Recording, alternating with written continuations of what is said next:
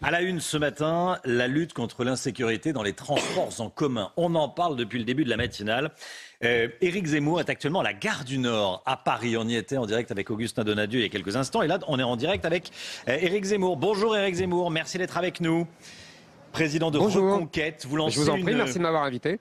Vous lancez une campagne de terrain ce matin sur le thème de l'insécurité dans les transports en commun en Ile-de-France, mais j'imagine au-delà de l'Île-de-France. Pourquoi avoir choisi la gare du Nord ?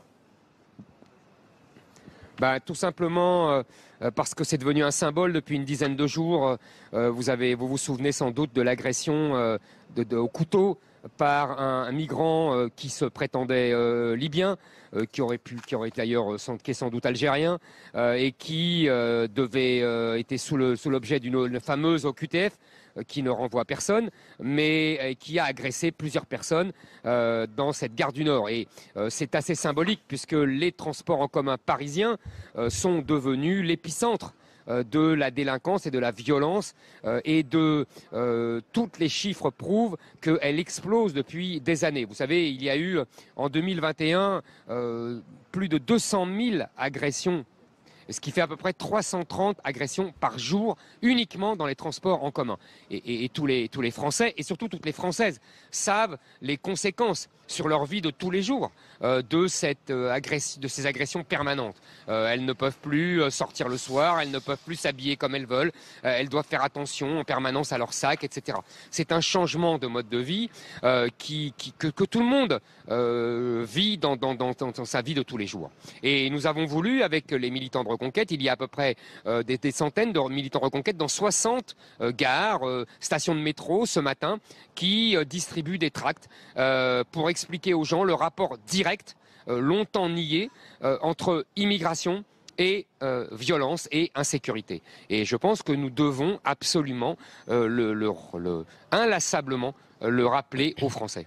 Alors, qu'est-ce que vous proposez spécifiquement pour lutter contre l'insécurité dans les transports en commun et comme à la gare du Nord, dont on parle effectivement spécifiquement depuis 10 jours suite à cette agression, mais depuis plus longtemps parce qu'il y a un vrai problème endémique d'insécurité dans cette gare. Vous savez, il y a bien sûr des mesures techniques à prendre, c'est-à-dire plus de policiers, c'est-à-dire plus de surveillance, c'est-à-dire même une réforme de la justice pour plus de sévérité. Ça, ce sont des mesures indispensables, techniques, que le gouvernement fait semblant de prendre, parce qu'en vérité, il ne les prend pas. Mais en tout cas, dans le discours, il le prétend. Mais il ne faut pas oublier que vous pouvez prendre toutes les mesures de réforme, elles sont indispensables, mais que si vous n'arrêtez pas l'immigration, c'est comme si vous faisiez une cautère sur une jambe de bois. Ça ne sert à rien. Donc il faut évidemment permettre à la police de mieux contrôler, de mieux surveiller, de mieux sanctionner. Il faut surtout que la justice suive, car le plus souvent, elle ne suit pas. Mais il faut surtout arrêter l'origine de tous ces maux qui est l'immigration. Et ça, le gouvernement ne le fait absolument pas. Vous avez vu récemment, après la petite mesure d'autorité d'Emmanuel Macron, comme par hasard pendant la campagne présidentielle, qui avait réduit le nombre de visas à l'Algérie et au Maroc parce que ces pays ne nous reprennent aucun clandestin, le gouvernement, Emmanuel Macron, M. Darmanin, se sont couchés devant l'Algérie et ont rétabli des conditions normales de venue en France. C'est ça la différence entre eux et moi. Alors, le projet de loi immigration, on en parle. Éric Ciotti, le patron des Républicains, a dit qu'il ne le voterait pas. Est-ce que, selon vous, ça changera quelque chose ? Écoutez, vous savez, ça doit être le 20e ou le 22e ou que sais-je encore, depuis 30 ans, loi sur l'immigration. Je vais vous dire quelque chose de simple. C'est ce que j'ai expliqué déjà pendant ma campagne présidentielle. Si vous voulez prendre vraiment des mesures sérieuses pour arrêter l'immigration, vous ne pouvez plus les prendre par la loi, car elles seront immédiatement interdites par le Conseil constitutionnel en fonction de sa jurisprudence depuis des années. La seule façon d'établir un plan sérieux de lutte contre l'immigration et d'arrêt de l'immigration, c'est de faire un référendum et de demander aux Français s'ils approuvent un certain nombre de mesures et la philosophie globale d'une politique de renvoi des clandestins et surtout d'arrêt de l'immigration. Donc ces lois-là, je n'en attends rien.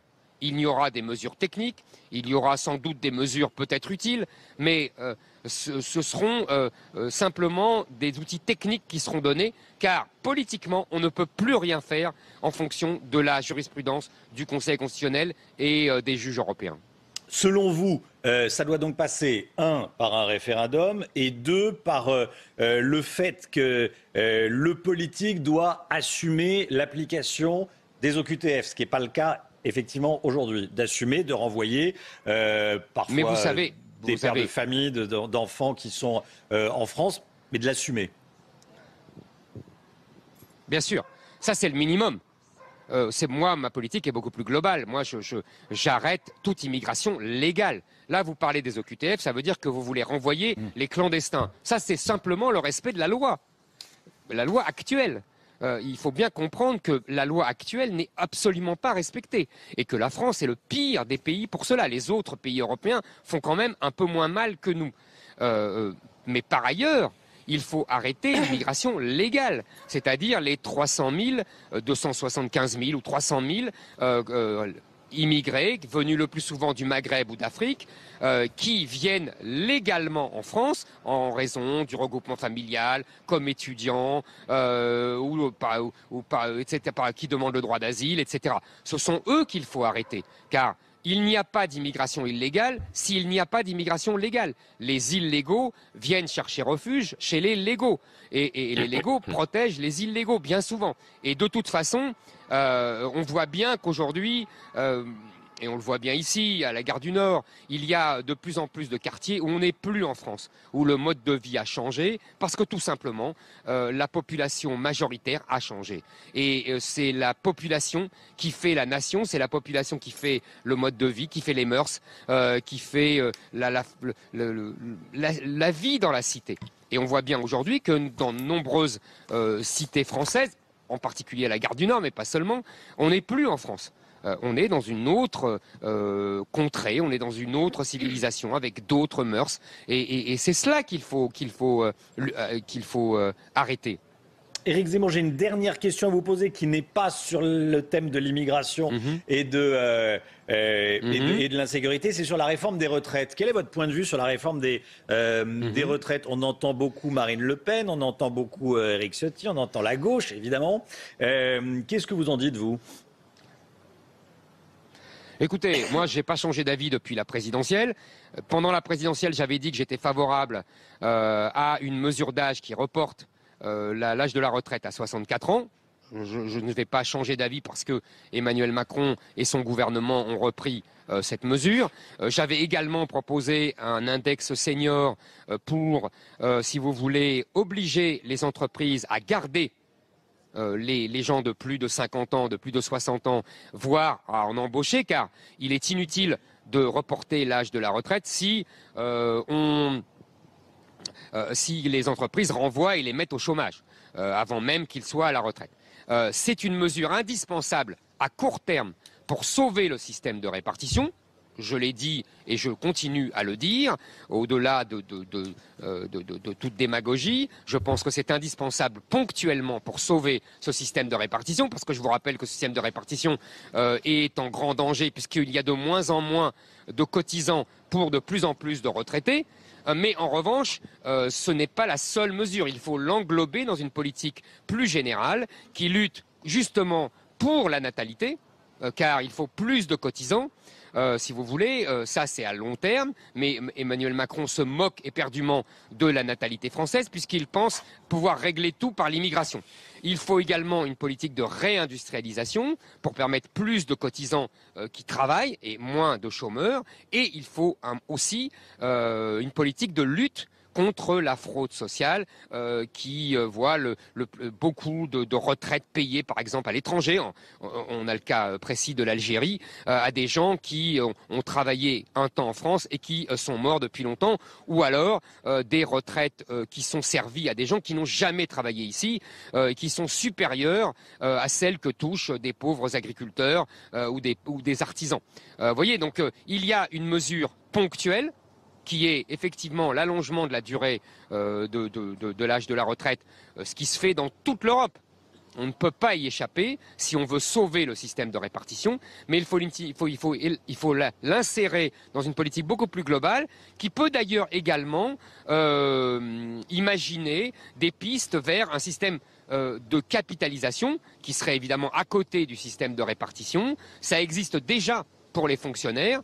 Il faut réfléchir, il ne faut pas avoir de tabou, il faut réfléchir aussi à une part de capitalisation. Voilà, pour avoir une politique globale. Merci Éric Zemmour. J'ai une dernière question à vous poser. Je vous avais dit que c'était la réforme sur la retraite. Il y en a une dernière. On a appris ce matin le rapatriement de 15 femmes et de 32 enfants de camps de prisonniers djihadistes en Syrie. C'est le ministère des Affaires étrangères qui l'a annoncé.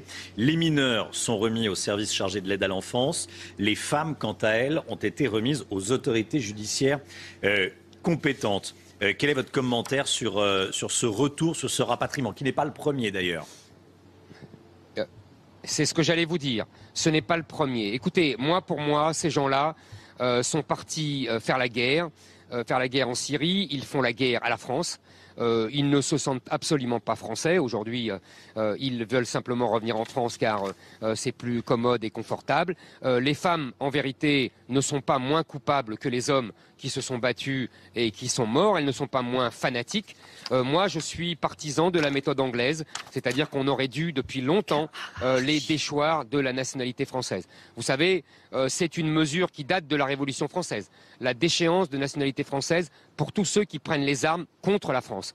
Moi, je suis partisan de cette mesure. On n'aurait pas eu à les rapatrier. Ils seraient devenus étrangers. Les Anglais ont adopté cette mesure et je suis tout à fait favorable à ce qu'on fasse ça en France. Malheureusement, le gouvernement français, sous des prétextes humanistes, je dis bien des prétextes humanistes, car ces gens-là sont des ennemis de la France et les rapatrie faisant des bombes à retardement, comme pour les djihadistes qui vont bientôt sortir de prison. Nous avons un gouvernement irresponsable qui ne protège pas les Français et qui se pare des atours d'un pseudo-humanisme qui met en danger la vie et la sécurité des Français. Éric Zemmour, président de Reconquête, merci d'avoir été en direct avec nous dans la matinale CNews, Éric Zemmour. Merci à vous.